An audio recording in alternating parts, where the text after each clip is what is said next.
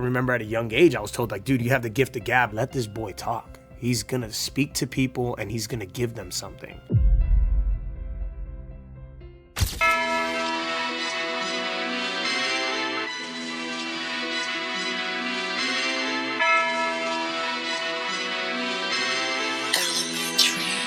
You already know what time it is. Welcome to the Dad Side.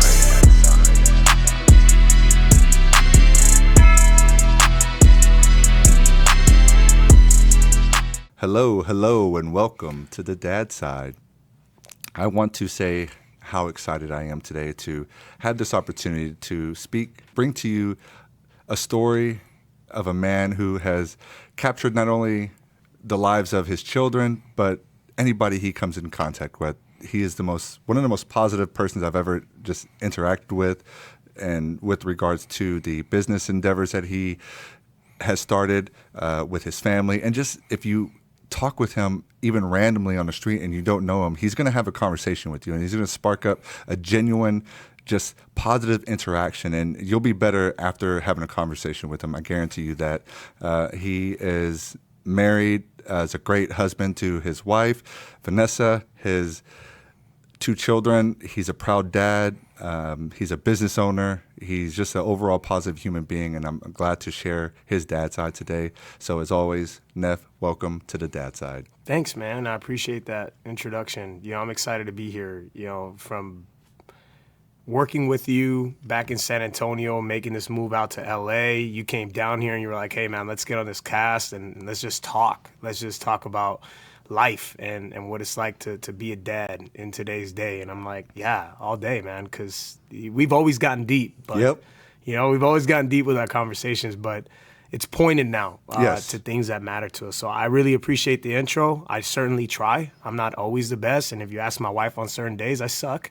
But for the most part, I'm working. I'm trying to do some stuff, trying to make it better every day. So. You are, and you are always working, and Yeah. you're a super hard worker. I mean, I that's how I've known you. I mean, we met, almost 5 years ago. Yeah, and that's crazy. As employee situation, Right. you hired me, gave me an opportunity to come on board and join your family. Your Yeah. work family, and I appreciate that opportunity. Unfortunately, it didn't pan out the way neither one of us had visioned, but the relationship that you and I have built and the bond that we share and continue to build upon, I think it was worth it. And you know what I mean? Like, you come into somebody's life for a reason. I don't think it's by accident. Right. And surely enough, it wasn't for us, because we could have easily never talked to each other again. Right, You're right. in California.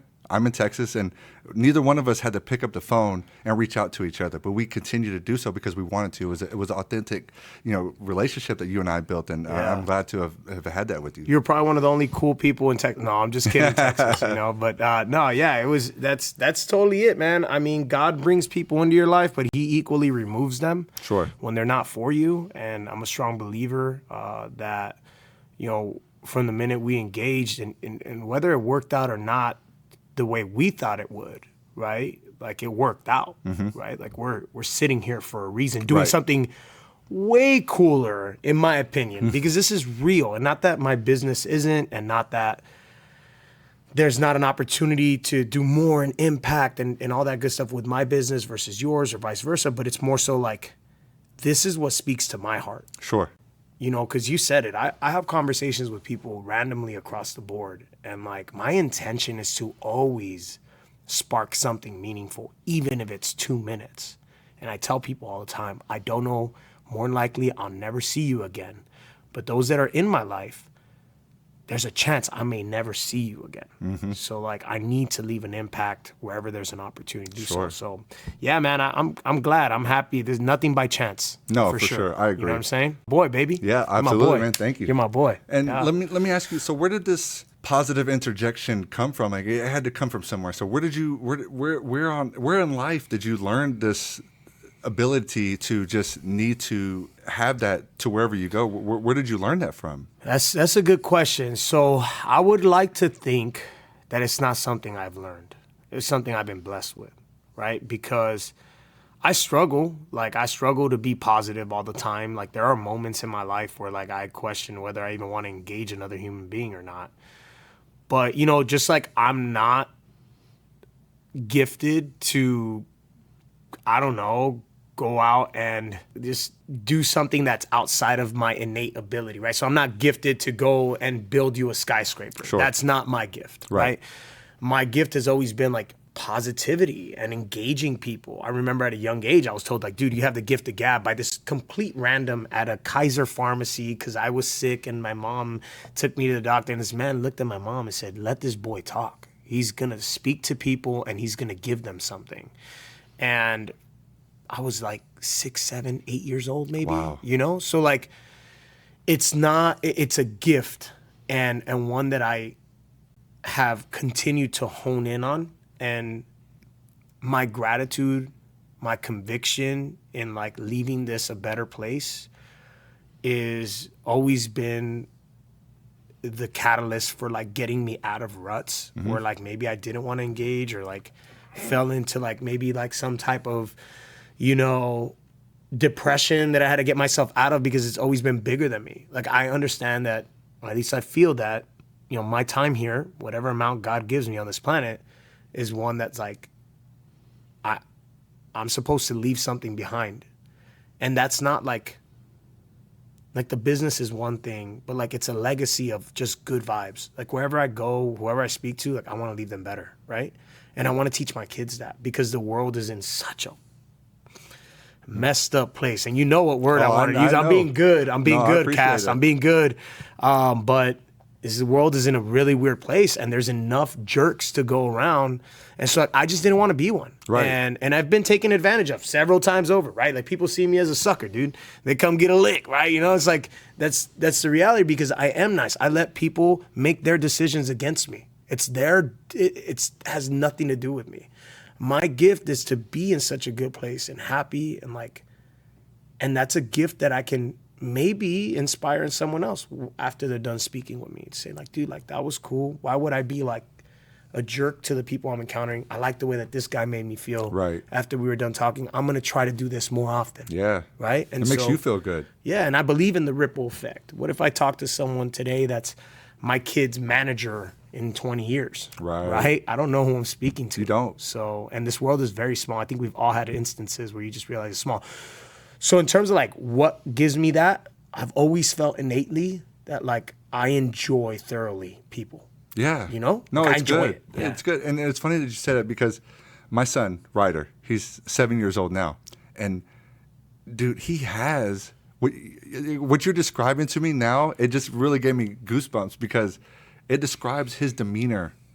And he has been since 5, 6, 7. My daughter too. They will talk to anyone, and it's not just some random talk sometimes. Like my daughter and son will both give compliments to random people, random strangers, and it's just like I can see them, you know, just taking that and evolving as they get older. And where it comes from is it comes from who they see, and as parents, it's up to us to teach them and inspire them to where you said you want to leave something for someone. I think the most impactful people are going to be your children. They're going to see that, bro. Right? And they're going to learn that behavior. They're going to act on it, and they're going to do the same thing.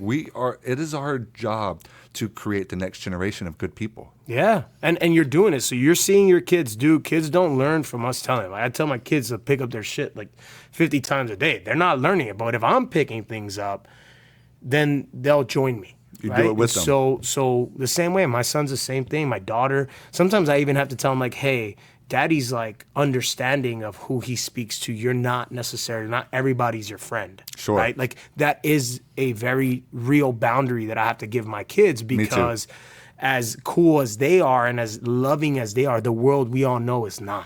Right? And there's people that are going to take advantage of them. 100%. And they're too young to protect themselves today. Yep. So I let them know, like, not everybody's a good person. You have to. It ain't gumdrops and candy canes, brother, like everywhere you go. But you can bring that energy to it, right?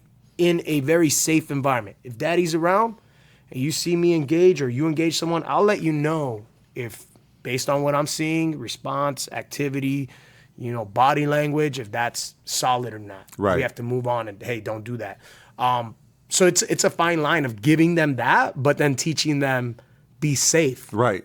Because, you know, not everybody will take that kind gesture they'll try to take more from you. For you sure. know? I think So, we have similar parenting styles in that regard, because I do the same thing. I encourage it, but at the same time, I let them know, like, especially with my son, because he's younger, especially when it comes to talking with adults. And I let them know, hey, I don't not want you talking to another adult unless I'm right next to you. Right. Because you never know what that person's intentions are, and you know, a smile doesn't always mean friendly. Right. And so you have to make them aware. You have to, but also encourage because if you shell them up and you're always, you know, holding on to them, they're never going to be able to experience life in the way that they need to in order for them to be able to grow. And that's what it's about. Right. And even giving themselves the gift of, you know, engaging people in a conversation. Right. Right. Like, that's a gift when you're not afraid to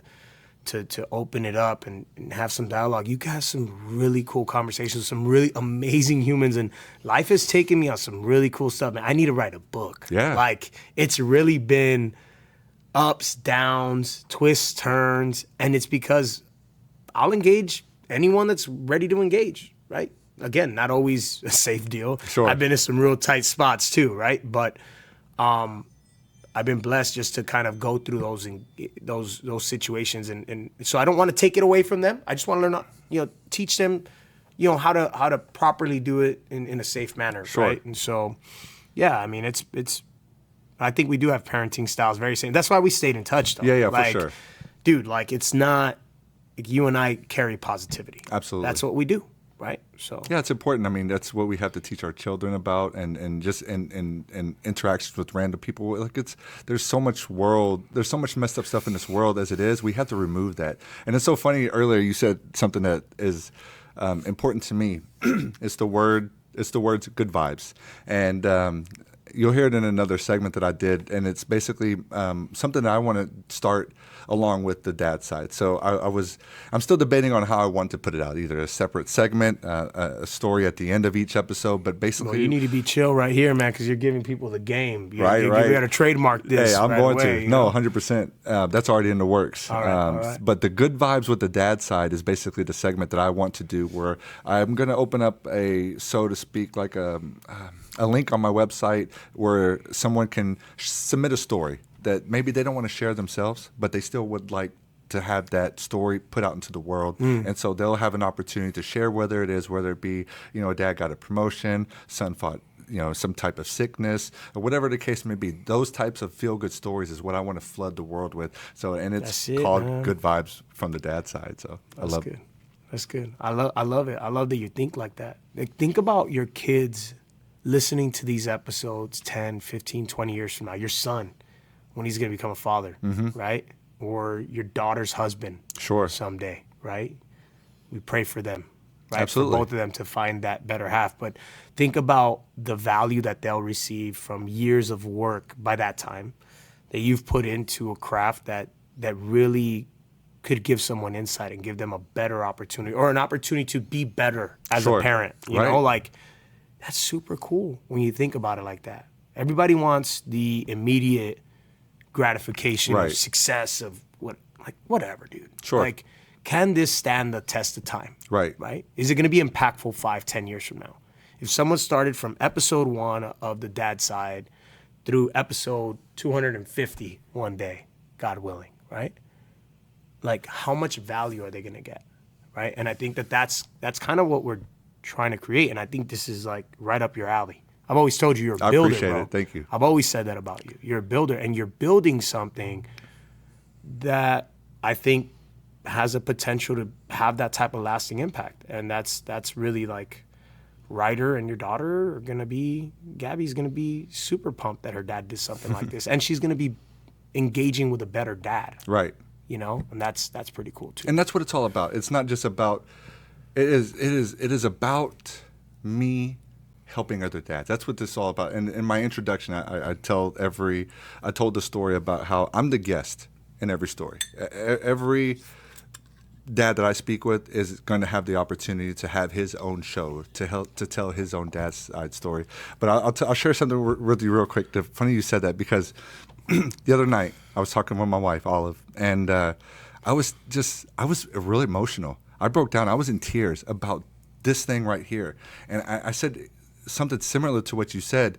You know, you look at stories and you look at history. Everything that we do is history. Everything that's been taught, everything that we encounter in life becomes history at one point. Right.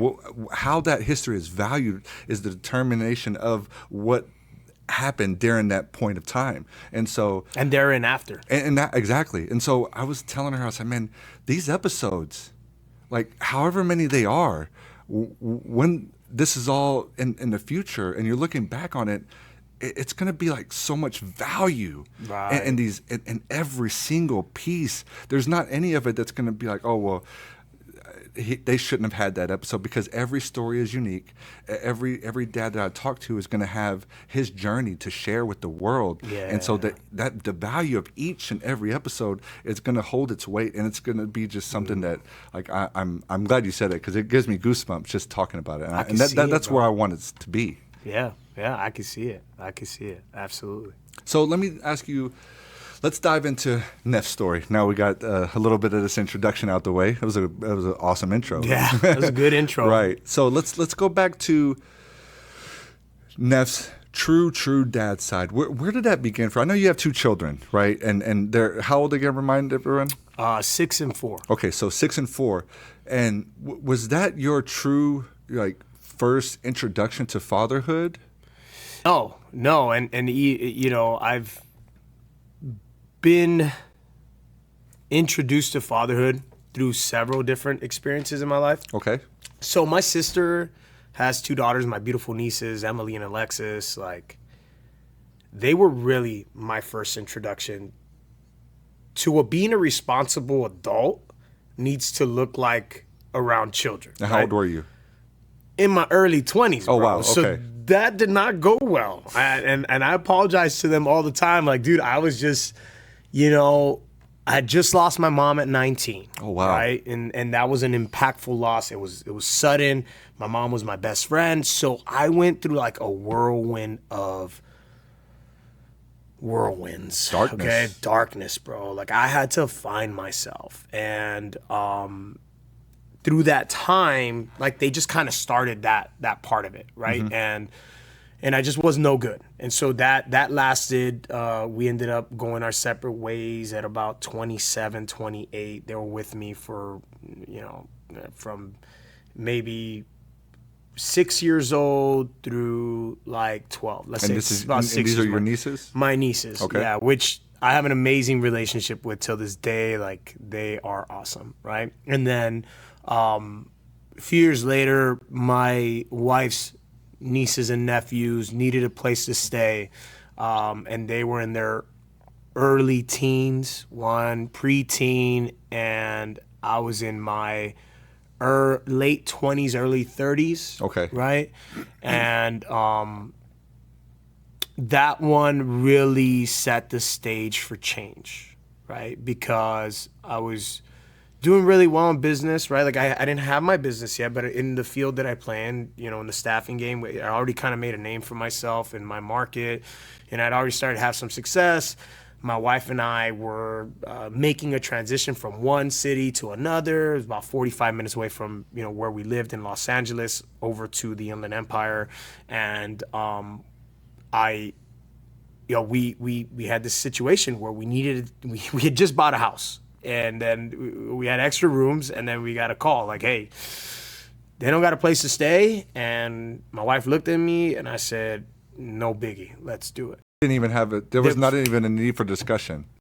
Not at all. Not at all, because, you know, so my wife and I have been together since we were 17. Okay. Right? That's beautiful. 21 that really years. is beautiful. Congratulations on that. Thank you, bro. That doesn't get talked about enough, because Thank you, bro. Nowadays, today's society with divorce rates and this and that, what you guys have, it's beautiful. I was always admired that, so I just had to say that. Appreciate you. Yeah, my wife is amazing, and She is. she's the reason why, you know, the saying, right? Like a man won't change until he finds a woman that makes him want to change. Absolutely. Right. And then and she was that always, but I just had so much shit going on, man. Right. Like, that I didn't fully, I wasn't fully emotionally solid, right? I wasn't emotionally capable of handling all of this wave of darkness that had kind of hit me. And then, once you introduce, substances to the party, which I smoked weed and I drank, and that was just what I did. And, I was always high or drunk. Like, it didn't matter. Every day of the week, I was drinking or smoking. And so, like, I really wasn't dealing with my stuff, right? But she was just like, hey, I'm gonna walk you through the wave, and I'm gonna be next to you, and I'm gonna help you grow. And so when I got these guys in our house, Mia, Santino Jr., man, they were so smart, and they were so street smart, right? In the way where they could spot, like, when I was, drinking or smoking, right? And like they knew. And at the time, I just didn't have like the care to, like, at least year 1, year 2. Like, I was like, man, whatever. I'm just going through the motions. I'm making money.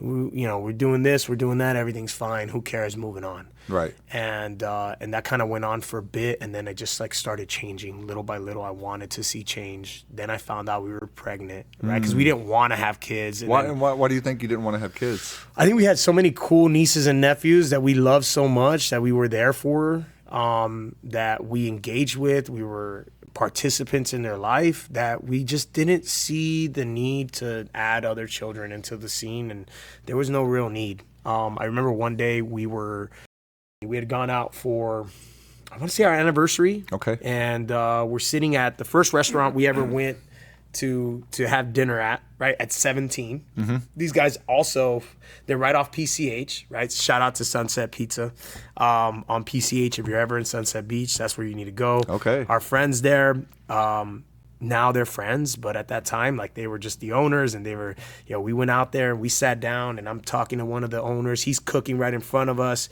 and they have like a little bar area, and there's a gentleman there, and he's an older man, super successful. I mean, we're talking a man that had no financial needs that he needed help with, or needed to be taken care of, but he didn't have a family. And I thought to myself, he had lost his wife, right? Right. I'm like, this is probably not it. Mm-hmm. Like, I want to experience having children. And so that kind of kicked that off. Sure. We when we decided to have our children, my wife surprised me. I had just started a business, right? So I started my own staffing agency at that point. A couple, our nephews had moved out the house. My niece was still with me. And we ended up having my daughter, which super cool. Nevaeh was born on my birthday. Right, so we share the same birthday. Oh, right? You serious? And she was born on my 33rd birthday. Wow. About an hour between the time I was born and the time she was born. Wow. It's insane, right? Not planned. She was supposed to be born a week earlier, whatever. She was. She made me really look at my life. I'm like, what am I doing here? I need to raise the bar and raise the standard in which I'm approaching life with.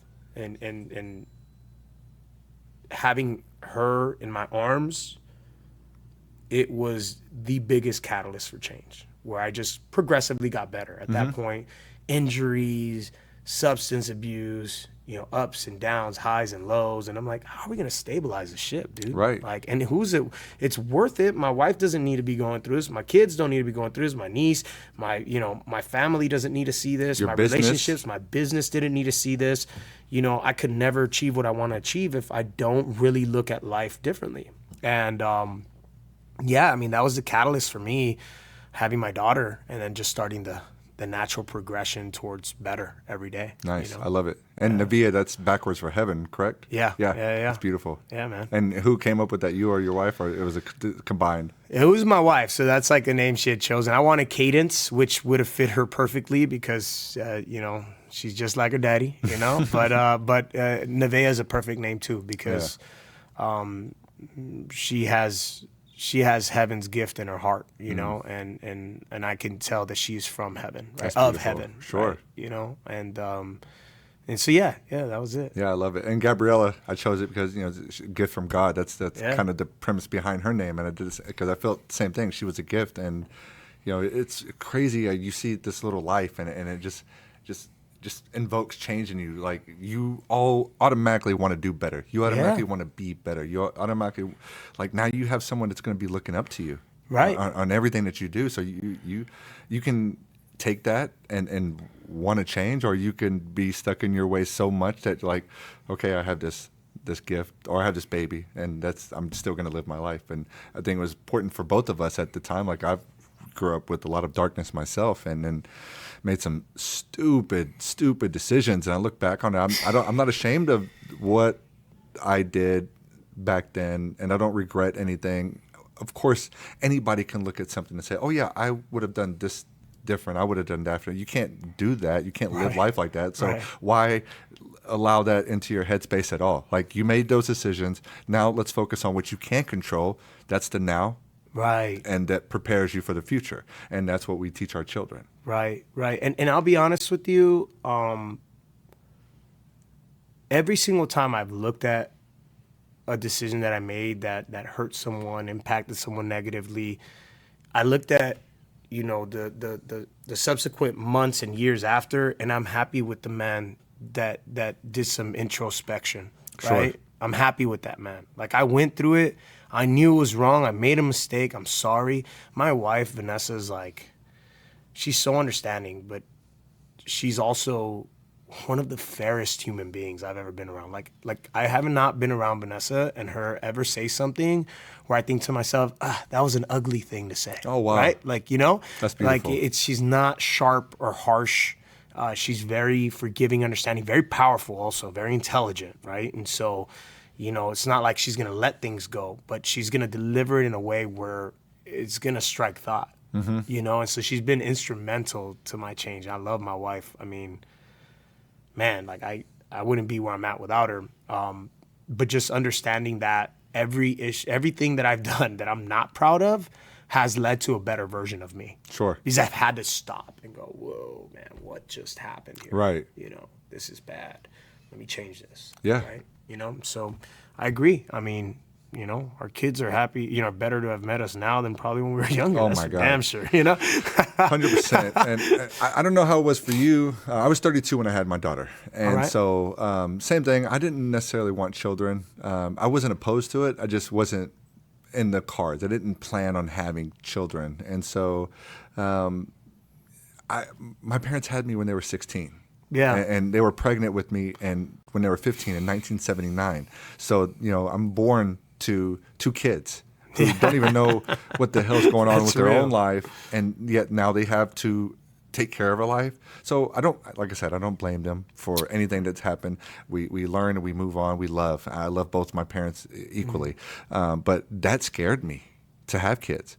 Like, growing up in poverty and on food stamps and moving around from apartment complex to apartment complex. I've went to 20 different schools through elementary to high school. Same. I don't know if it's that many, but it's been a lot. And feels like that, huh? And it's like I don't really have childhood friends. I have one friend, and it's my buddy Patrick, and I've known him since I was 14. Outside of that, it's my family, and I want better for them. So my children have been at the same school since, elementary to middle school, and hopefully they'll create these bonds of positivity that's going to last them years and years that I wasn't able to have myself. Right. It's funny, man. That's like a very similar upbringing for me, financially, like just kind of moving around. Maybe that's why we're so good at speaking to everyone. Like, and I think that like, I have real friends, but it's funny, like, I have groups of friends that are from different environments, right, that see the world differently, sure, different ideologies because of their social and financial upbringings, right? Like, what that looked like. And I've never, like, I feel close to my friends and I love my friends and I appreciate them as brothers, and I have great relationships with a couple guys from this group, a couple guys from that group, but like, it was never like some of my friends are like, dude, like, I'll drop everything for my boys, like, even my family, like, hey, my wife, I'm not going to hang out here. I'm going to go hang out with my boys and watch the game. I'm like, that's just not me. Me neither. Like, my family is my best friends, Absolutely. Those are the people that I'll drop everything for. Not that I wouldn't for my friends. So if my boys end up listening to this, I love y'all, man, but you get what I'm saying. But yeah, moving around, it also allowed for, just being around all these different types of humans. I think that's why you and I always got along. Because we're just like, I just understand it. Like, if I'm in a social, environment, like social gathering, like, I could just kind of move around. I know where I want to spend my time, where I don't. pretty quick. Yeah. You know what I'm saying? And for me, it was different because like I was bullied on, at an early age. And so moving, it gave me and it gave me an opportunity to do things different that I did before. Keep And so, shuffling the exactly. personality. Yeah. Like I need to become I'm going to protect myself or whatever. This guy, and everybody picked on that guy. So let me be more like this guy. Yeah. And eventually it molded me to have the confidence that I have today. Like like you said, I'll strike up a conversation with anybody. And I think that's important in sales because, we get into these opportunities to be able to speak to someone and have them, listen to you talk and be able to provide them with a solution. It takes trust. You have to gain that. And going through what we've been through, it's kind of allowed us to have that confidence to speak to people and for them to be able to say that God knows what he's talking about, even if we don't. Right. And here's the thing, right? I don't think that we ever do things. I've never felt like in conversation with you, you haven't been authentic about who you are, right? Like, so I think that's what happens to a lot of guys that kind of have all that change growing up, or people in general, or even people that stay within situations. Maybe they couldn't move from school to school. Their parents did not have to move, so they stayed there, but they were getting bullied this whole time. Now that person develops a character that's like unauthentic just to protect themselves. Sure. I didn't have to do that. Maybe initially I tried to do that to like shelter myself from being in situations. I was always constantly around groups of friends that had been friends for like 5-6 years since they were in second grade, and they went to preschool together. And like, I'm in this new environment. So like, it might initially have forced me to kind of like, hey, figure out what the situation is. But now I'm like, I'm completely me. Right. Hate it, like it, love it. I don't care because I'm going to bring value. I'm going to treat you I'm going to treat you fairly. I'm going to do right by you in every situation.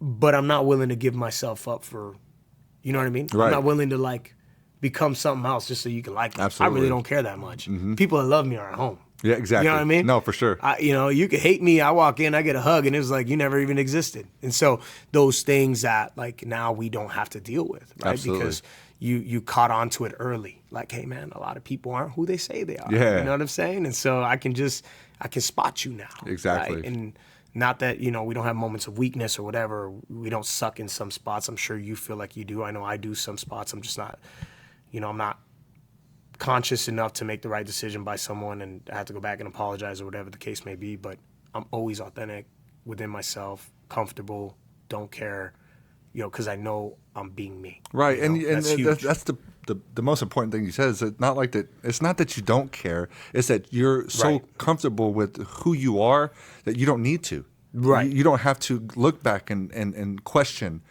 oh, how was I in that situation? How was I? Because you already know how you are and what you bring to each conversation that you don't have to think about it. Right. So it's not careless. It's just that you are I'm confident. comfortable. Yeah, exactly. Yeah, comfortable and confident. Mm-hmm. Yeah. So I hope I pass that on to my kids. I see them now, and they're pretty confident in every social setting, which is really nice to see. They probably won't have some of those struggles, but we're molding them as best we can. And the thing about children is you never really see your true return on investment until several years down the line, unfortunately. For sure. But we're here for them. We love them, and that's all we can do. Just be there for them, be present, and be able to listen and offer advice and have conversations.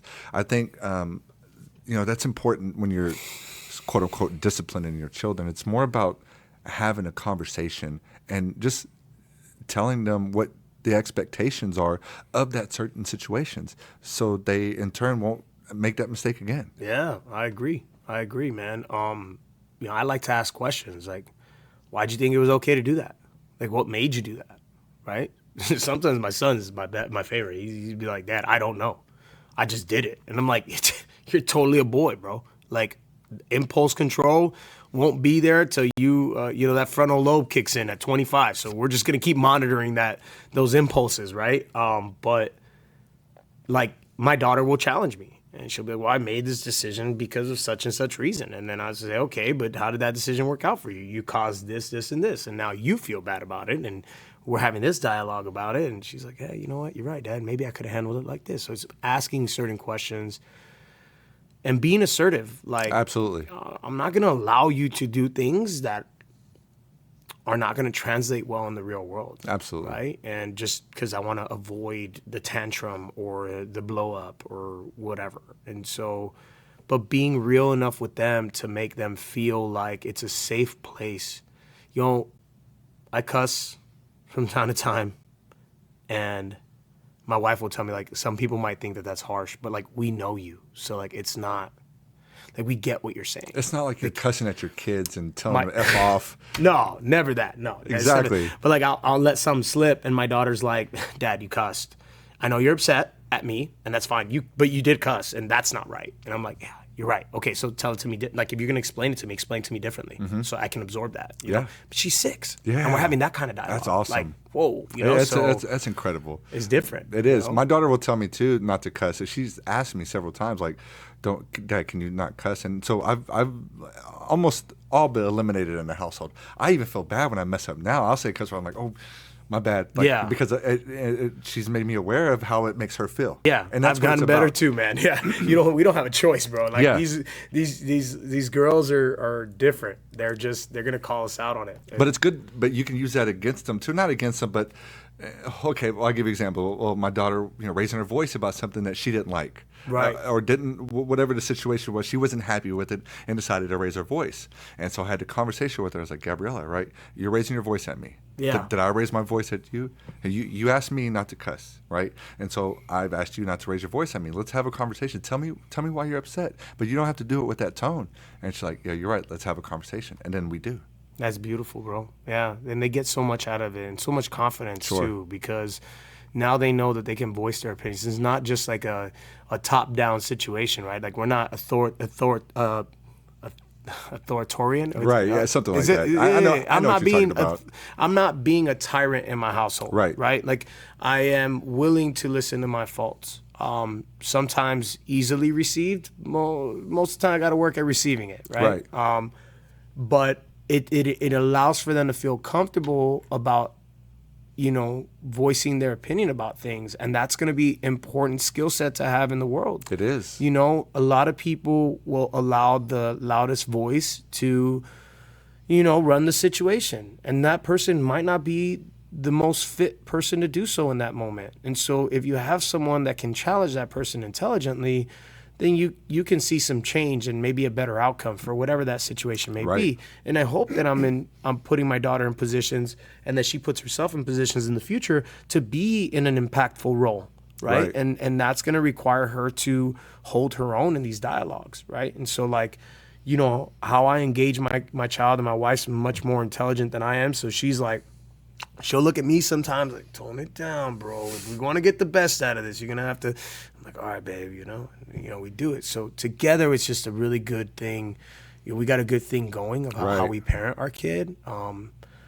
Some may see it as like harsh. Some may see it as like, hey, they're too young to receive that message. And then others applaud us for it. So like to each his own, Yeah, exactly. The good thing is it doesn't matter. It doesn't matter, voices. Man. Yeah. It doesn't Our matter. household knows what's up, and that's how we what deal. matters. Yeah. Your children are going to be the ones that have the most.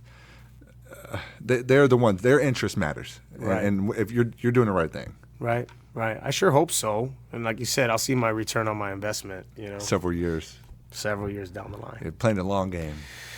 Bro, that is my saying. I play the long game. Mm-hmm. Oh, wow. Everything I do, that is my saying. I don't look for immediate gratification on anything. Wow. I'm good. I've known you for so long, and I've never had that, and just that one conversation struck that up. So I'm glad to hear that. That's it, man. Yeah, that's beautiful. And so, yeah, man, it's like I was having a conversation with my son. We were walking down the street, and he wanted to go step on an anthill, and it was in front of somebody's house on the sidewalk. And I saw him. I knew what he was going to do. And before he did, I said, "Hey, Ryder, let me ask you a question. Let's say this was our house, and you wanted to come outside and play in your front yard, and you had your toys out here. But when you go play on your toys, you can't because some kid walked by and stepped on an anthill, and now these ants don't have anywhere to go, so they wound up on your toy, and now you can't play with your toys because there's ants all over it. And now you can't even play in your yard because there's ants running around. How would that make you feel?" And he said, it would feel bad. And so if that would make you feel bad, how do you think that kid inside would feel if that happened to him? He said, also bad. I said, well, let's try to do things that we know that aren't going to make people feel bad. And he's like, okay. And he understood that. He didn't do it. Now he goes saying he stops. This was a year ago. Right. He stops and he looks at him. Right. But he doesn't have that impulse to step on them because of that one conversation. It was about planting that seed. And I think that's what we have to do as parents. It's bigger than you, man. It is. Yeah. Yeah, I love that you do that. I mean, think about how many more ant hills he's going to see along the way, quote unquote, right? Like it's not the ant hill. It's the effects of doing something and how it impacts others when you're gone. Right. You won't see the impact. Absolutely. Right? And so why not be mindful and ensure that when we do behave a certain way, that impact that's seen and felt after we're gone from the scene of the crime, if you will, like it's a positive one. Right. Right? And that's really cool that you see the correlation there, like that you were able to stop and say, all right, how am I going to manage this? I see what you're about to do. Right. But like, if I could take this at a child's level, if I could take this situation and just like let you see a little bit further. Right. Right. That's really cool. Instead of just saying, don't do that. Right. Or don't do that, Ryder. Right. Or even getting upset. Because guess what? Ryder's walking down and he sees an ant hill and you're not around. And because you just said don't do that, no, but you didn't give a backstory to it, Ryder's stepping on that. Oh, he is. Ryder's going. I've seen Ryder. He might even sit there and drum on that. We were both Ryder. Yeah, we were both Ryder. Exactly. Yeah, all dad. I mean, most dads, right? Right. Like, most guys, we did things, right? Yeah. And we had to go back and we were thinking, man, if somebody would just explain to me how this behavior translates to all these other things that I'm gonna have to make a decision on, and that would have been good. At the time, I didn't realize even where that came from, right? But it was because I had made so many mistakes, and if I can just stop it right here, then, right, like you said, just that one little thing could have a ripple effect of just positive interaction. That I can't. Let me think about this before I do it, because what else could happen for doing this? Right. And I didn't even think about it like that in that way at the time. I'm just having a conversation with myself, trying to have a conversation with them, right? Because like I found that's the best way to handle the situation. Instead of just saying don't do this or give them no reason because I said so. What does that teach them? Right. I love that. That's super smart. And we do it a lot at our house. Everyone has their own beliefs, but the introduction of Christ into my home, having dialogue with my children, helping them understand like that we are part of something much bigger than what we can even see or understand. Like that's really changed the way I engage them. That's changed the way that we engage life on a day-to-day basis. Like we've just seen an amazing change of energy in our household. Right. You know what I mean?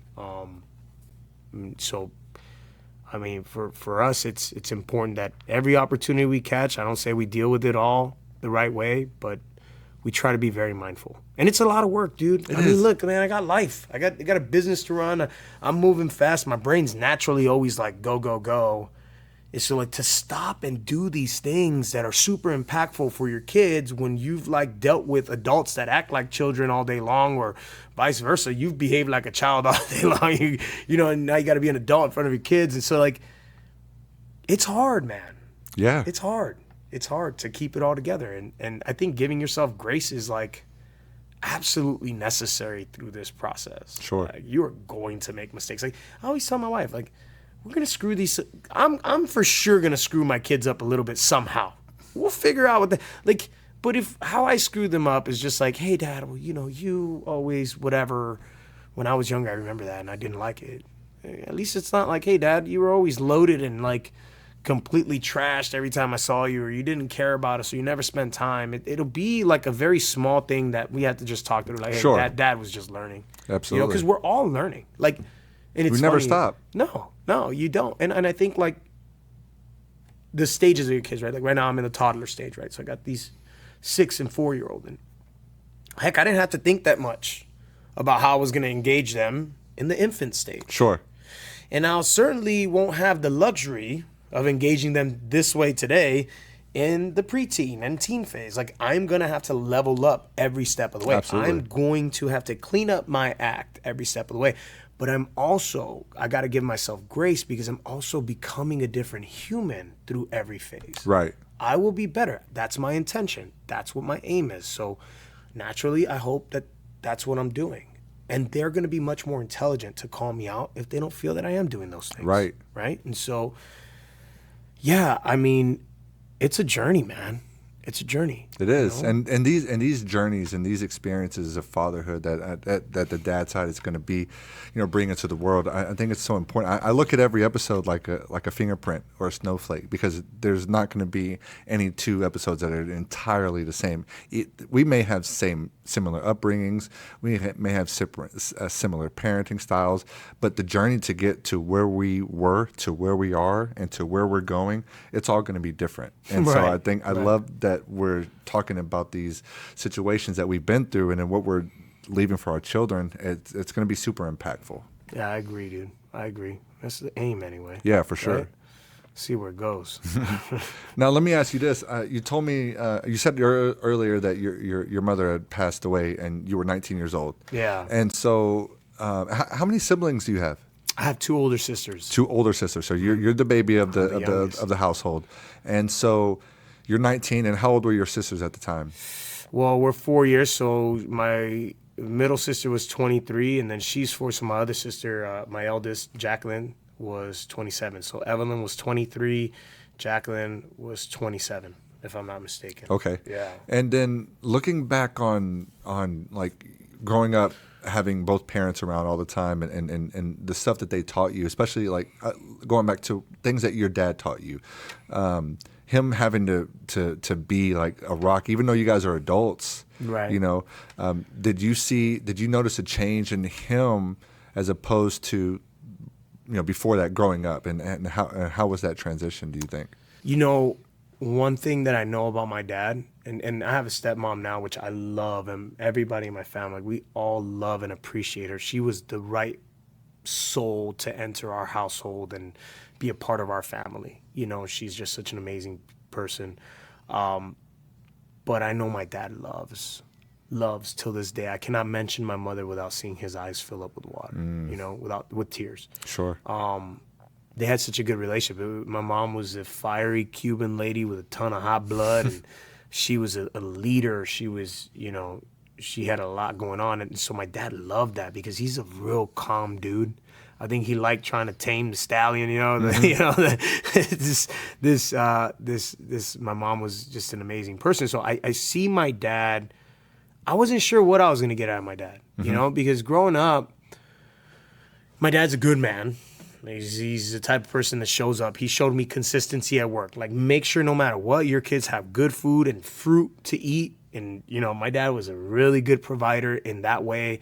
Not that he made a lot of money, but he just ensured that the fridge was full for his kids to eat. Right. In terms of, like, what I received from him as a son, no knock on my dad. He's such a good dude.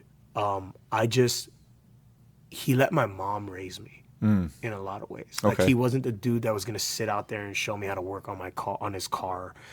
He wasn't going to tell me, hey, we're going to do this around the house and we got to get this done. And so I'm struggling to get some of that stuff done with my kids. Right. I'm conscious of it, and I'm working to. But when you haven't been taught to do some of these things, and you have to go out on your own limb to do it, it becomes a little bit challenging. But I thought I was going to get a lot of the same with my dad, which was like, hey, him kind of retreating into his own situation and like not engaging us as much. And I got quite the opposite. He stood his ground in being a presence in my house and my life. And like, he didn't waver no matter how much pain he was in. He was just always there, and just a rock, but a quiet one that couldn't voice his opinion. I mean, my dad grew up in a farm in Michoacán. Oh, wow. Mexico. And he came here when he was 15. He didn't put on his first pair of shoes till he was 15. Wow. And,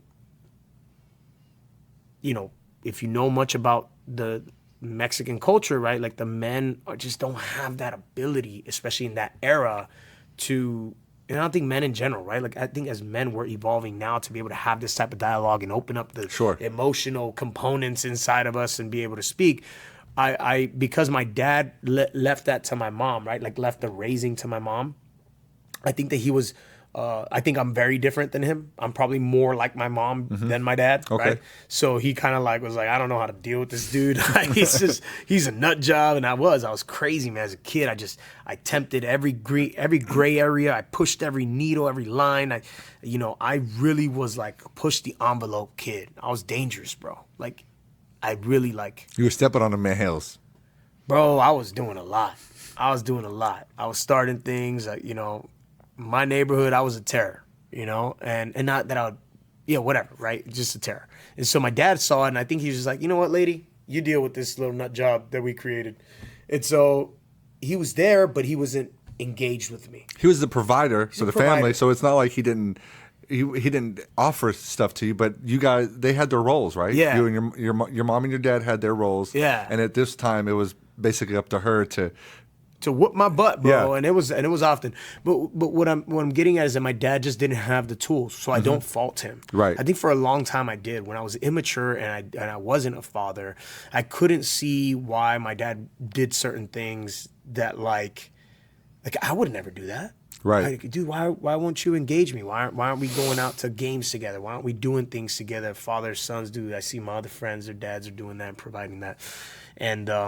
And so I kind of faulted him for it. So I thought my dad was going to be more of the same. And instead, he showed up. And he just became more of a rock for my sisters and I.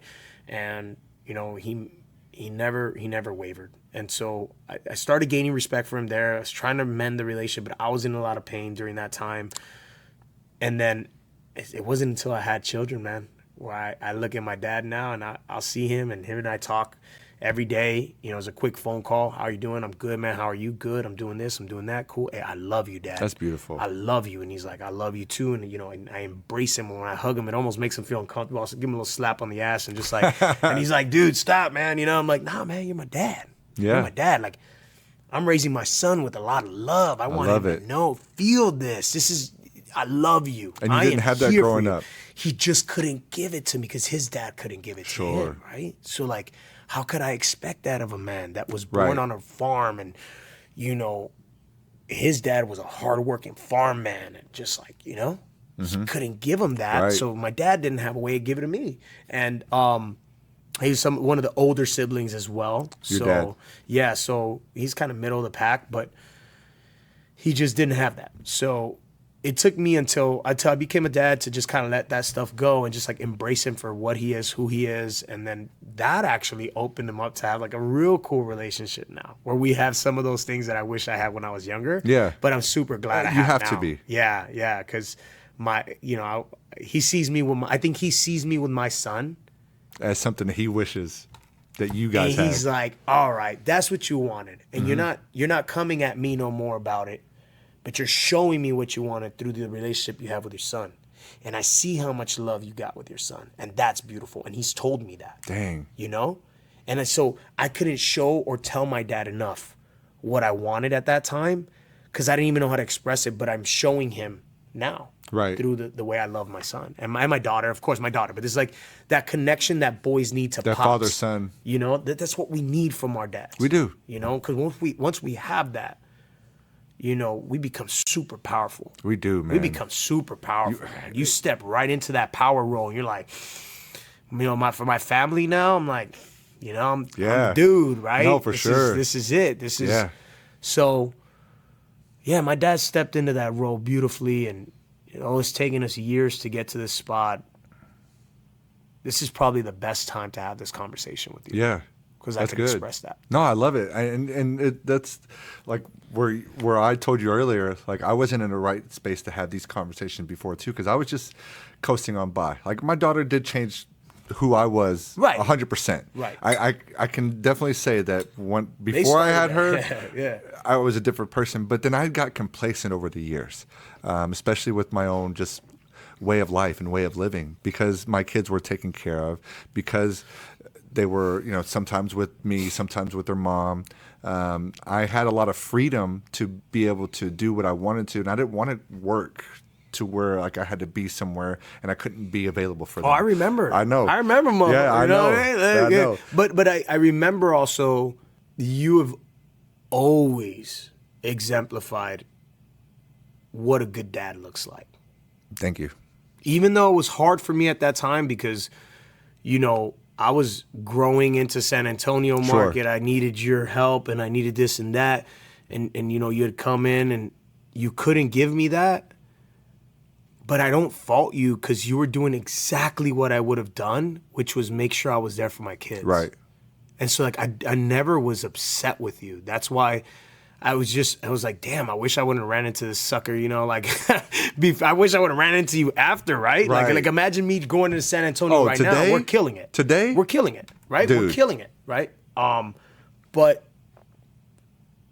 everything happens for its own time and for the right reasons. Sure. Because one thing I can never say about you during that time, and because I saw you specifically in that time frame you just talked about, that window. Yeah. I was there with you. Yeah, absolutely. Right? At least for a portion No, of it. you were. And I watched you just always step up as a good dad because for whatever reason, things may have not, outside of your relationship with them, it might have been a little bit more tumultuous for them in other certain For sure. in other situations. It was not. But for you, on your side, whenever you were with them, I knew that like you were doing really cool dad stuff. Yeah. Outside of that, I don't think I've ever even talked about this, but outside of that, I was depressed in ways that I wouldn't have admitted at the time. I had a drinking problem. I know you did. And so, I remember getting into your car one day. You told me you had a special coffee, and I'm like, this mother. I know. We're about to go cold calling. You got a special coffee, and I knew from that jump. But I just liked you so much. Right. I thought you were you're such a good person. Right.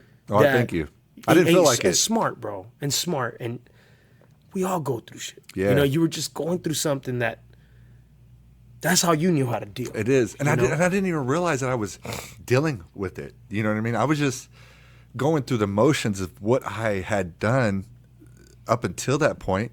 And the way I looked at it at the time, the way I was able to disguise it was, hey, like you said, my kids, they don't see that part of me. Right. They don't know what dad is doing when dad is not around them. But when they do see me, I'm there. And we're doing stuff. We're going to museums. I'm taking them to places. Yeah, dude. From the time they wake up to the time they go to bed, I'm engaging with them and I'm being present for them. When they are not with me, that's when I was in my darkest. And I was using substance to fill the void of just like not having them around. And I didn't even realize it till later. When I met my wife, that's when everything changed for me. I'm a firm believer in what you said earlier. Like we find the women that we want to be there for, right? And not that we're not there for our children, because I was there for them, but I just wasn't there for myself. Right. And because I wasn't there for myself, I can never truly give them the best version of me. Right. And so I had to work on that. What I've wanted my entire life was a loving relationship. I didn't have that in the first relationship that I was in, and it wasn't any fault to either one of us. It just neither one of us was in the right headspace to be positive for each other. Right. And so what me and my wife have now is that. Right. Like she is my rock. I can firmly believe, I can firmly say that I would not be where I am today having this conversation with you right now if I didn't meet that woman. I saw the change in you the minute Olive came in. I saw you light up like a little kid in a candy store. And that's through, because you and I had that touch point all the time, like when I was out there. But then when I came back, like obviously, like, hey, we would touch base, boo, boo, boo. But, we'd go weeks without talking. Sure.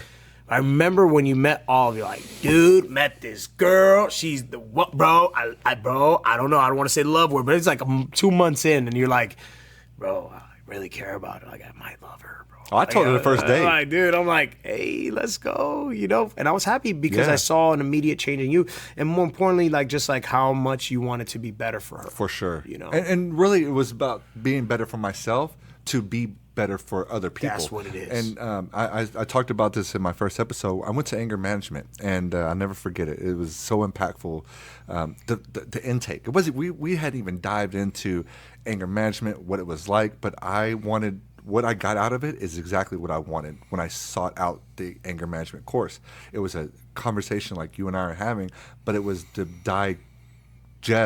it was to dissect what anger is and the good and bad of what that what can happen from that. And so the first thing he told me is like, who's the most important person in your life? I'm like, well, my kids, and I'm giving them every reason why.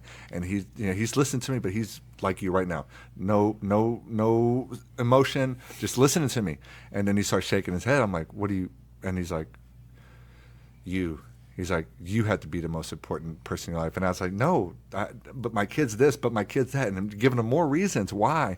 And he's like, if you can't be good for yourself, how are you going to be good for anybody else? You need to be the most important person in your life. And literally, I would start crying. Yeah, I was like, dude, you're right. And my father-in-law gives the analogy, similar story, but different. And it goes back to when you're on an airplane and the oxygen masks come down. Yep. You put the oxygen mask on yourself before you can take care of the loved ones. And that's life. Right. You have to be good for yourself in order for you to be good for anybody else. Right. And Olive allowed me to do that because there was never any criticism for where I was in life. There was never any judgment on my past. There wasn't any, oh, well, let's talk about the mistakes that you made and let's try to make sure that you're not going to be this person. It's, let's get to know each other, right? She came from her own traumatic past, and so we share, different stories, but the trauma is still the same. Right. And so we were able to connect on a way that both of us needed healing. Right. And I know I told you this before, but that book that I read, I'll never stop talking about it, The 4 Agreements. Oh, yeah. Man, that book, I don't feel that we would be, Olive and I, would be where we're at that rate had I not introduced that book to us. Because I got it for her. Right. I didn't even get it for me. And she doesn't even know this. So I literally, Here you go. Hearing it first here, Olive. I got it for her because of what she had went through, because of where I heard it. I thought it could help her, right? But I didn't want to be that, oh, go read this book because you need this. So when I introduced it to her, I introduced it as hey, let's read this book together, but separately, and then let's have a conversation about it, because I read so many reviews and so many impacts of what it did for people that have read it. I introduced it to her in that way, and so she was open to it because I wasn't saying, oh, hey, you should read this because it went to you. Yeah. And we read it separately. We had discussions about it afterwards, and I truly believe that is what allowed us to move in a direction and that we went through as fast as we did. Right.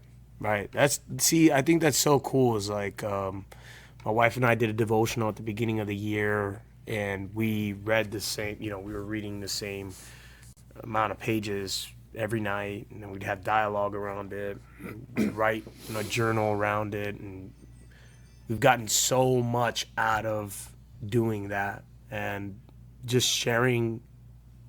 Utilizing the tools that are out there in order to grow emotionally, spiritually, as one, because we are each other's best friends. Right. And if you and I aren't speaking the same language, like, how could we ever reach that, like, bliss within love? Because love is like a push-pull, like loving your wife has just as much to do about, with loving yourself. Absolutely. Right? Like, I cannot be the very best me every day unless I wake up, pray, journal a little bit, read, hit the gym, and I do this all before my kids wake up, my wife wakes up. But by the time my wife wakes up, like, my cup is full. Right. And I can engage her differently, and she knows why I do it. I remember initially when I started that journey, she was like, oh, you're waking up early, like, where are you going? And that was really short-lived, but there were some instances, right?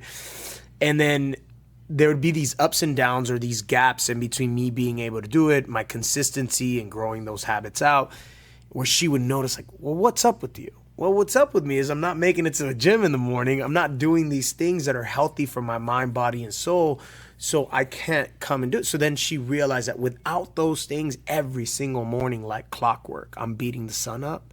And it's more about me being able to be everything I have to be to everyone else. Right? I'm running a business, right? I have amazing partners in that business that know that as well. They know that times like I get overwhelmed, I need these breaks. Sure. Like, I need to step out. And so they allow me that freedom. And the same thing at home, my wife understands, like, this guy needs to go play a round of golf, guy. You're not doing right. I hope it doesn't capture. My phone is going off, guys, by the way. It's going off. All I'm good. sorry It's about all that. good. I hope it's not capturing it. But the point is that we need to be good, and we need to tell our significant other And our children even sometimes like, hey, daddy's just having a rough day, so I apologize. Or hey, babe, I'm just having a rough day, so I apologize. And this has nothing to do with you and everything to do with me figuring this thing out. Right. And just being able to be open with each other and reading the same stuff and speaking the same language and having good dialogue about where we're going. All this stuff is so important for yourself, number one, but equally for them to know where you're at in your journey, right? Like, sometimes they're better than others. That's just the way it goes. And if you're filling them in, then they're aware, and then they know, just like you said, and they're able to call you out in times when you need it. Right. You may not want to hear it, right? But we need it. We need that reminder. Like, hey, you're going. My wife I would call her the best fisherman, and the reason why is because she reels me in. She reels this 200-pound guy in like nothing, with just words, man. With just a little bit of love. Hey, maybe that isn't the best way you should be doing that. And it's like, okay, I trust you. Right. And I'm able to have those conversations with her because we, at an early stage in our relationship, defined how we're going to solve anything is by communication. We're not going to raise our voice. We're not going to yell at each other. Right. We're going to have conversations. If you don't agree with something, tell me. And what we're doing and what you're doing is so important that we don't even realize, but we are showing our children what a relationship is supposed to be. So when they get into a situation later on down the line, if somebody treats them anything different, they're going to be like, no. That ain't right. Yeah. My dad didn't talk to my mom like that. You're not going to talk to me like that. Right. And that's important. And we don't even realize that we're doing it. So it's important to just show them the love, show them all the time that mom and dad love each other and what that looks like and what a healthy relationship is supposed to be. Right. I think that's so valuable that we teach our children. Right. I agree. And I love that you said that because I do think about those things. And I'm not the best, man. Sometimes, I got to say, because of the heavy, ladies that are listening to this podcast, understand that I say this with a ton of love. But in my household, the women were strong, right? They outnumbered my dad and I. And so I picked up a lot of that emotional response, and I can dive in with women and have great connections with them because I kind of understand where they're coming from. And I got that through a young age, right? From being raised by all these women in my household. And so I have some of those tendencies, man. I'm not gonna lie to you. Like, there's moments where like I will like flip out, and then my wife looks at me and I'm like, oh, okay, I have to apologize to everyone in the house. Sorry, daddy's tripping. I'm having a moment here and I got to get better. And I'm doing things to manage that. But again, like, I lead with a lot of love. And I think that everyone in my household feels safe to be in my household and feels loved and appreciated, and I celebrate them. And like, it's just that I have moments. So I have weaknesses that I'm constantly working on. But I'll tell you what, one of my mom's saying, God rest her soul, one of her sayings that I live by, and I look at everything like this. It's corny, it's old school, but it's real. Like, you're like a fine bottle of wine, and you will get better with time. And love it. I love it because it gives me the space. It gives me the space to understand that I will get better if that's what I truly am seeking. Sure. Right? And so I don't really hang my hat on things that happen along the way because it's all about the end result. Right. And I know as men, we are hard on ourselves. Like, we want the very best results from ourselves, from those around us. But giving ourselves grace is huge, and understanding also that although you're giving yourself that grace, like, if there's something wrong and you're not fixing it, like, that's on you. Absolutely. 110%. And your family won't reap the benefits of change until you change those things about yourself. Yep. Right? And you could lie, one of my favorite poems, and you've seen it in my office. I don't know if you remember. Do you remember the poem I used to have in my office? Say it. It's The Man in the Glass. Oh, yes. Right? Looking back at yourself, or what is it? When you struggle for self and the world makes you king for the day, and I'm paraphrasing here, just go to the mirror and see what that man has to say, for it isn't your father, mother, or wife, or or children's whose judgment upon you must pass, but you've passed your most dangerous, difficult test. If the man staring back, if you get the respect from the man staring back in the glass, right? You can go your whole life getting pats on the back, getting cheers along the way, but you have failed your most difficult test if the man in the glass. It's I forgot the ending of it, but sorry, I'm paraphrasing. No, it's okay. It's that. It's like, dude, like I could go around lying to everybody about who I am, but when I look in the mirror, and that's every damn day, at least a couple times, right? You go to the restroom, you got a mirror in front of you. If you can't look at yourself in the eyes and go, man, I love you, motherfucker. I love you, bro. You know, and I love what we're doing, like what I'm doing on this planet in this very day. Then you got things to change. Right. And, you know, we're not promised tomorrow, you know, and then people walk around as if, yeah, I got 10 years, bro. I'm going to, what? They don't just walk around. They drive around like that too. You know, like, bro, you could not be here by the end of the day. By the end of your drive. Right? So live with that intention. Yep. Let me know how that works out. Sure. And again, not something I do every day, but something I try to incorporate and I try to stay conscious about because I understand, right? And if I were to leave this planet, God forbid, I feel like I have so much to do here. Like, I hope that I've changed the course for a lot of people in my family and those that I touch on a daily basis or that I've come across. Like, I hope I've given that. I hope my kids are super excited about who their daddy is. Yeah. You know what I mean? I do too. My wife, like, I hope you were like, I married the right dude. Yep. I dealt with the BS from the wrong, from the right dude, right? For a long time, right? And because I knew what he was capable of. And I am seeing that come to fruition now. I hope those things. Yeah. And that's how I operate, bro. So it's not empty for me. And, Sure. and I tell people sometimes, I'm not even that fun to be around anymore, bro. You should have hung out with me when we were doing it, right? Because those were fun days. Right. Now, I could deal with you on a surface level for a bit, but if it isn't making me or you better, we probably shouldn't spend all this time here. I agree. I only gave you this time, Tony, because of who you are. And because I'm taking time it's a Saturday, guys. Sure. And I'm taking time for my family because I respect you. And I know that what you're doing is so valuable, right? But above all that, I'm giving you this time because as a friend, I trust you. I know that what you're putting together and what you have going on is for something way bigger than yourself. It is. And you shouldn't give time to people unless that's where it's coming from. Right. If they don't, I'm a firm believer in that. And I really appreciate you saying that. Thank you. I mean, just because I know you before we even knew who each other were. Right. I knew you from a phone interview that I had from a lady who had to have a discussion with me to find out if it was going to be worth your time to have another conversation with me. So I knew you as a business owner. I respect you now as a man, as a father, as a decent human being. So I appreciate everything that you said. The compliments coming from you, it means everything to me. And I think that's important to be able to accept things. If somebody's giving you a compliment, receive it, accept it. Yeah, man, I have trouble with that too. I do too. I do too. But I'm working on it, and we're all working on it. And just being able to put that out into the world. That's why I created this. That's why, like you said, it is.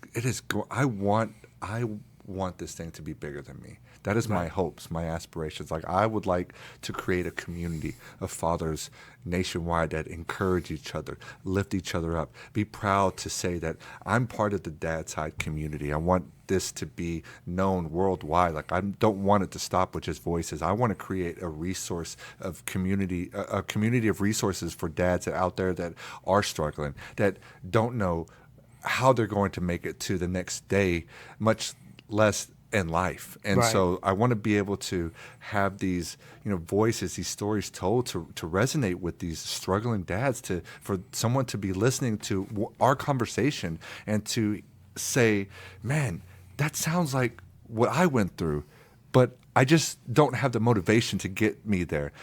Knowing that these two guys, where they came from to where they are now, that gives me hope. Now I'm going to go out there and do what I need to do for my children. Right. That is my ultimate goal from creating this. Right. And I think it could happen for anybody, like anybody out there listening where they feel like, dude, I have been a crummy dad, or I haven't necessarily led my household with the right energy, intention, or whatnot. Like, dude, you can do it. It's just gonna take conscious effort and, you know, cutting off all the BS, man.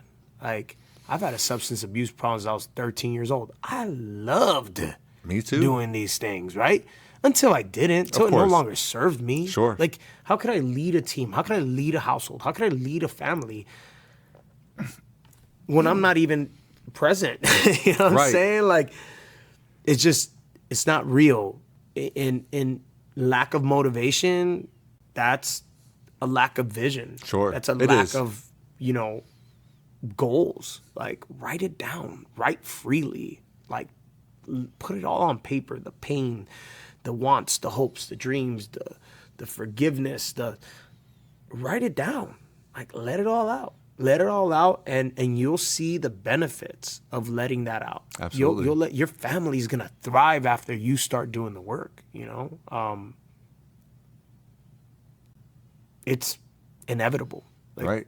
And guess what? If you don't do it, you will be the lucky winner or the unlucky winner of a future that consists of you not doing your part. So Absolutely. your seeds, your children, those around you, they will continue to suffer because now you're leaving it up to them. You don't do the job today, your next generation has to do the job. Sorry. Yep. It's just the way it works. Like, I've seen such change from me changing in my entire household and in my family, right? My dad, my sisters, my relationships with everyone. Like, because I decided to change these things, I see change in them. You do. And that's powerful. It is. That's a bloodline healing situation there, bud.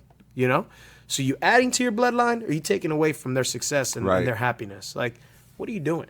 Right? It's a conscious choice. And either way, you're not wrong. You're Right. living your life, right? But you will be gone. You will go to dirt just like everybody else. Absolutely. So what'd you leave behind? Yeah. You know? Was it a disaster, or was it a paradise, or some type of bliss? Right. know, And for sometimes we don't even realize that we're doing it. Like, for, man, the 2.5 years before I met Olive, like I said earlier, I was in a dark place and I didn't even realize it. And I wasn't teaching my children anything other than, oh, when Dad comes to pick us up, we're doing fun things, we're doing something. But they knew that just the way I interacted with Maybe, other maybe people. not. Maybe not. Maybe not. I feel They they were did. young. I feel more so my daughter did. Yeah.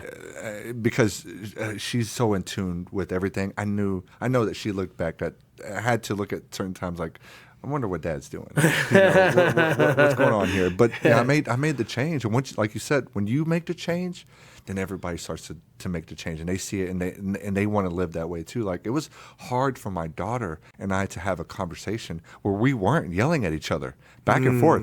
I would give it to her, she would give it to me, and where did she learn that from? She learned it from me. And so once I made the necessary changes I need to, now we can have a conversation. She could tell me, Dad, I don't like it when you cuss at me. And I could tell her, Gabrielle, I don't like when you raise your voice at me.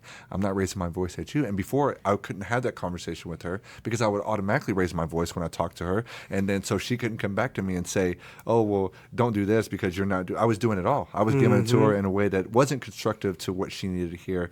And I know now I knew the changes I needed to make, and once I made them, now me and her are just, we've always had a bond, but Right. it's stronger now than it ever has been. I love that for you guys. And I could see it. I could see it. I could hear it. I remember some of those conversations where you, Gabriella, you know, I'd be like, oh, okay, all right. She'd be right back at you. I'm like, all right, they're going through it right Yep. now.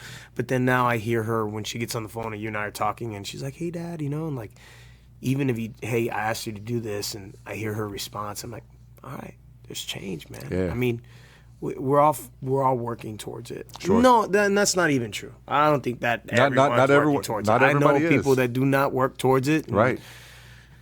I got to restrict my time with you. Sure. Be honest with you. And that's all you can do with That's that. it. Yeah, I still love you guys, but I got to love you from a distance. from a you know? distance. We don't chill that much. It's for a reason. Right. You know, it's conscious.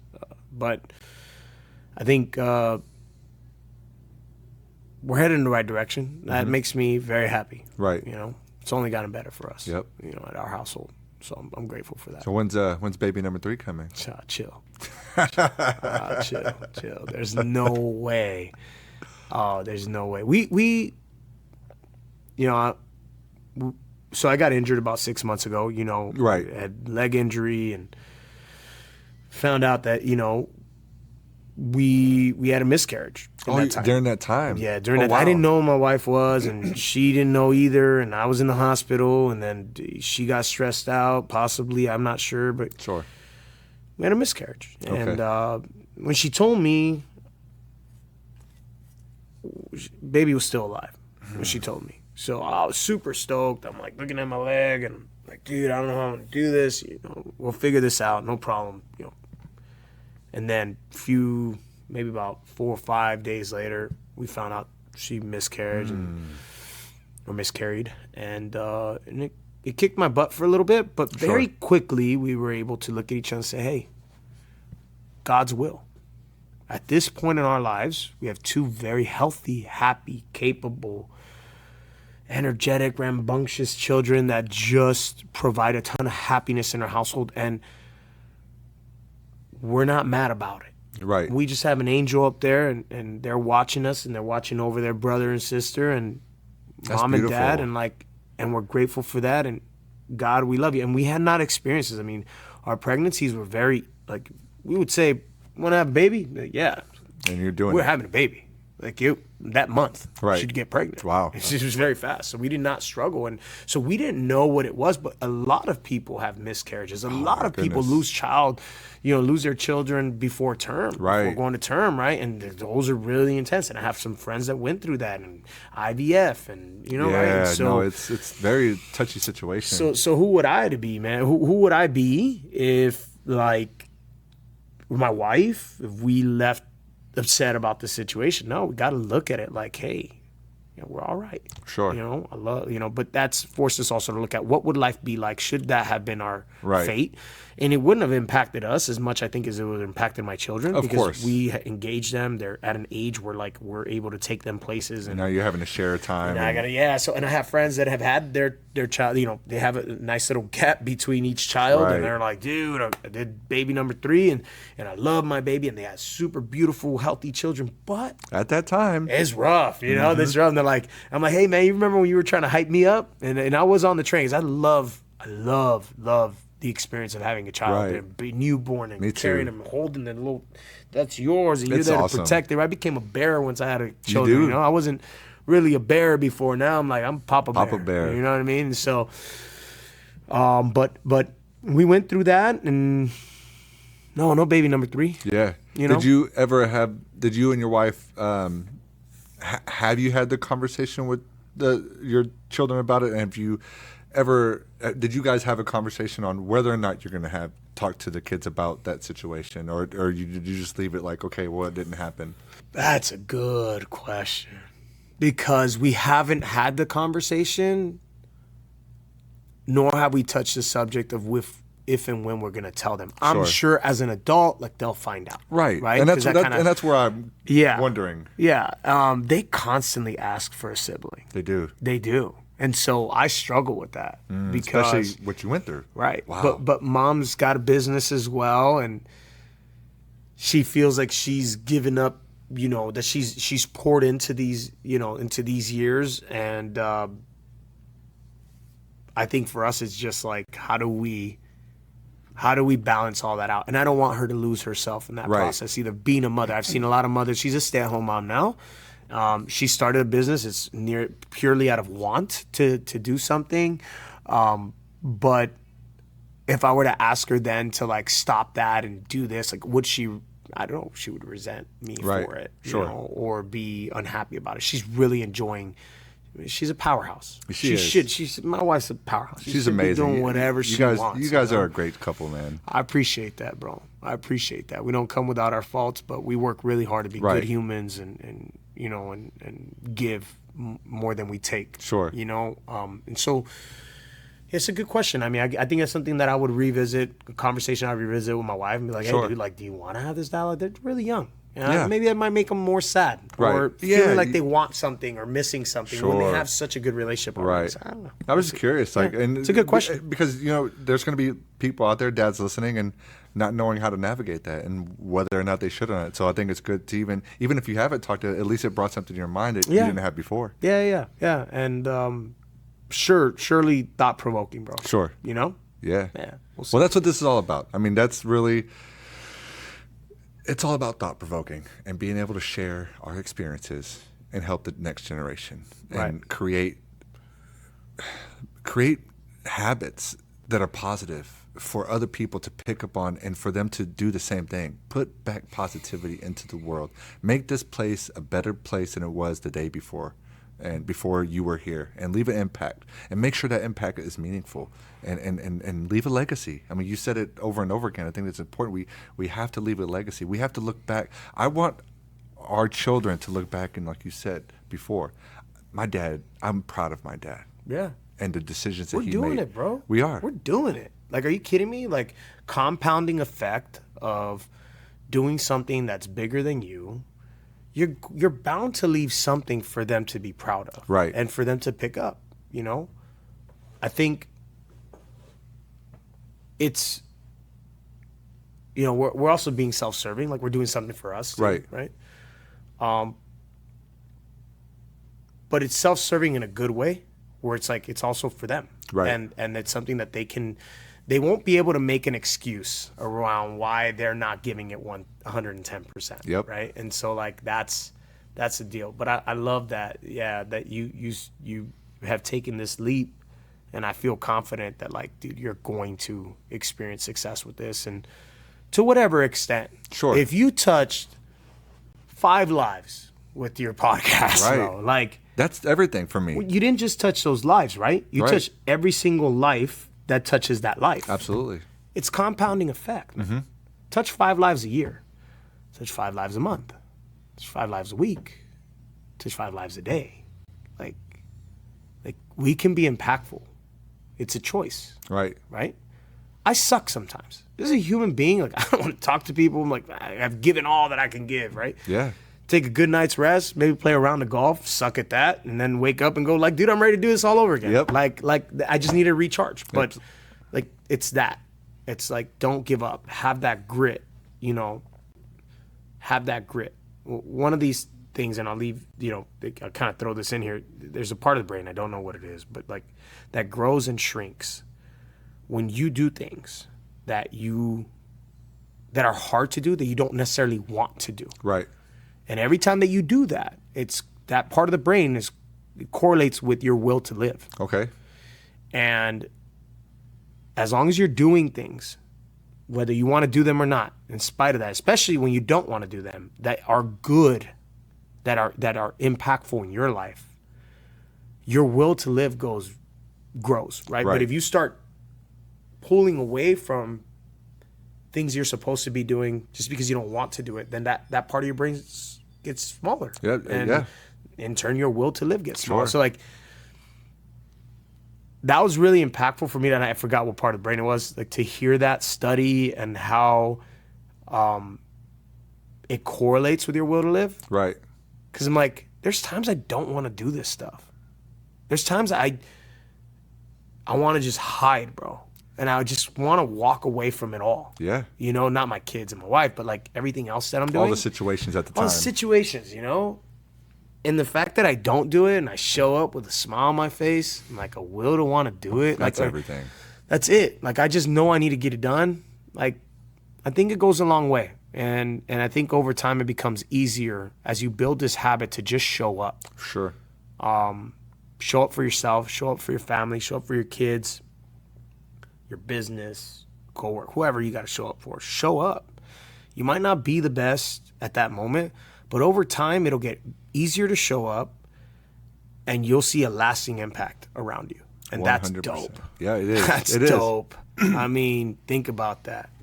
Give me 5 years. Yeah. How many lives can I touch, bro? Give me Right. 10, give me 15, give me 20. Give me 100 years of doing this. And I've always kind of stayed back from doing podcasts and like going on social media. And I think I can be impactful. Yeah. I have a lot to say.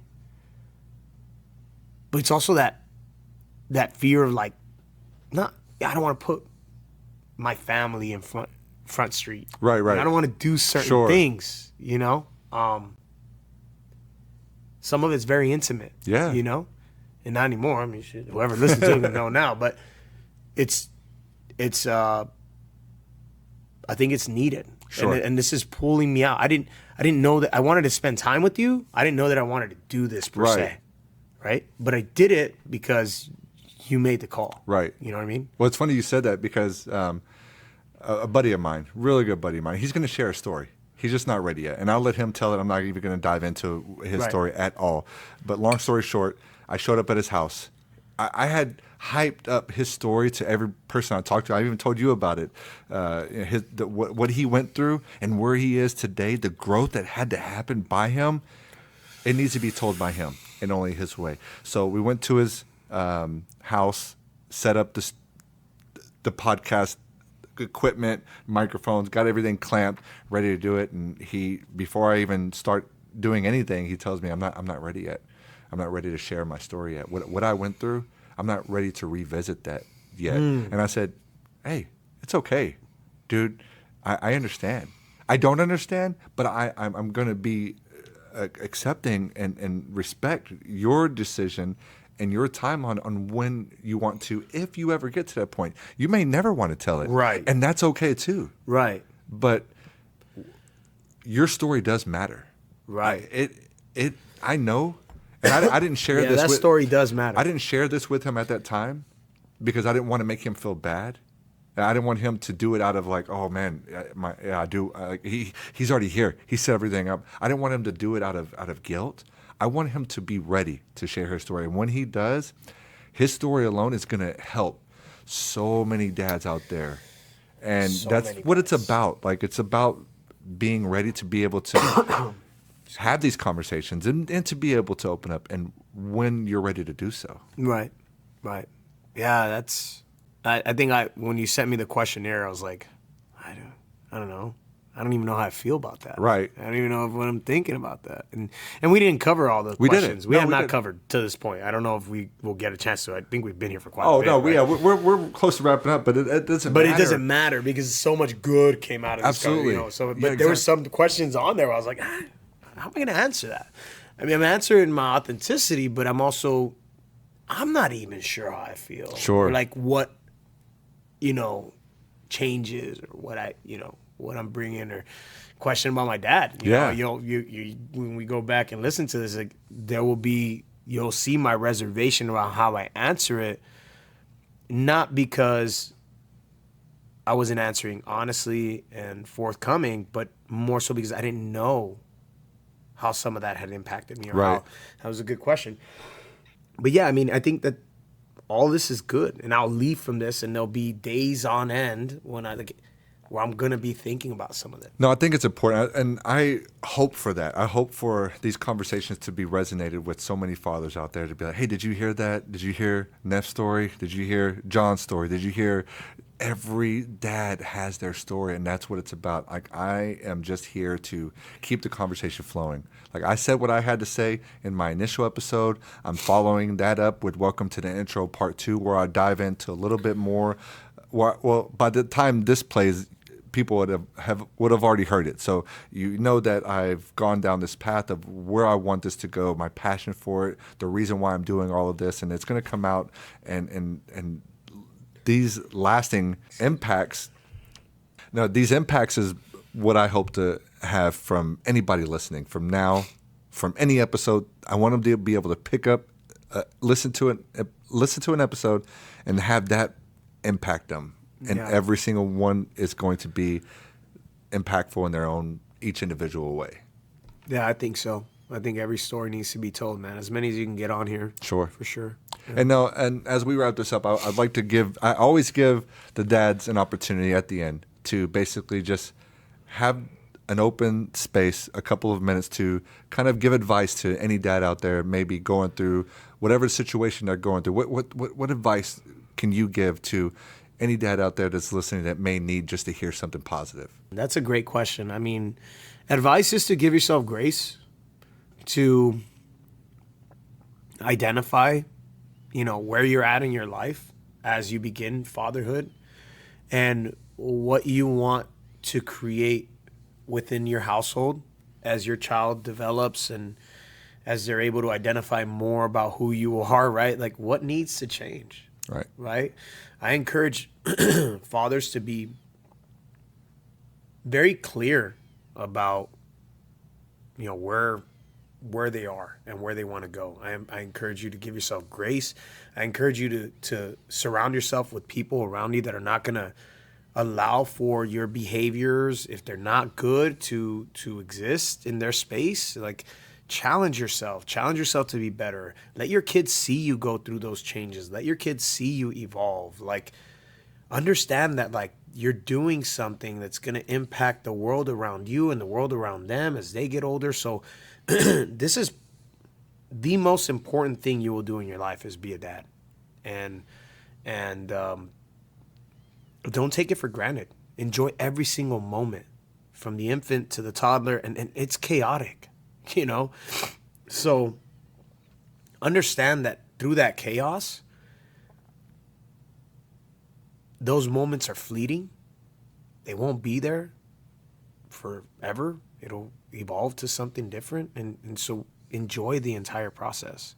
I think personally for me, the biggest shift has been adding Christ into my home. I know everybody has different belief systems, and I'm not trying to put my belief system on yours, but I've noticed a big change in my life, my wife and I's relationship, my relationship with my children, the way that we engage when I added Christ into my world. I was as esoteric as they come for a point in time in my life, and that transition happened for me, and a lot of things in my life have changed. Understanding who you are, what habits need to change, what habits need to get implemented, constantly looking at yourself and reflecting. Man in the Glass is an amazing poem to just have by your side. In case you ever start losing grip on reality about who you are, you just need to go right back to that mirror, right? And make sure that the people around you are good people, that their standards and morals are high, because your children are also going to be around them. Sometimes we got to cut people off. Yep. I don't think dads do that often enough. And then they have a situation they're not happy about. So make sure that you are keeping good people around you. And just love the journey, man. Play the long game. Yep. Play Love the it. long game, bro. And for what it's worth, that's my 2 cents on it. No, I love it, dude. That's very impactful. I think it's important for people to have heard the story, and I hope that everyone listening has a better situation that they are looking forward to than they were before. And that's what we want to hope with everything. Make an impact, leave a lasting impression, inject positivity in the world. And as always, welcome to the dad side. Thank you, man. Nef. Thank you, brother.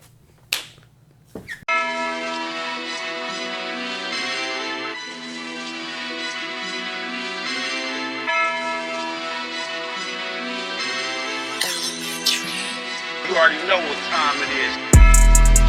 Welcome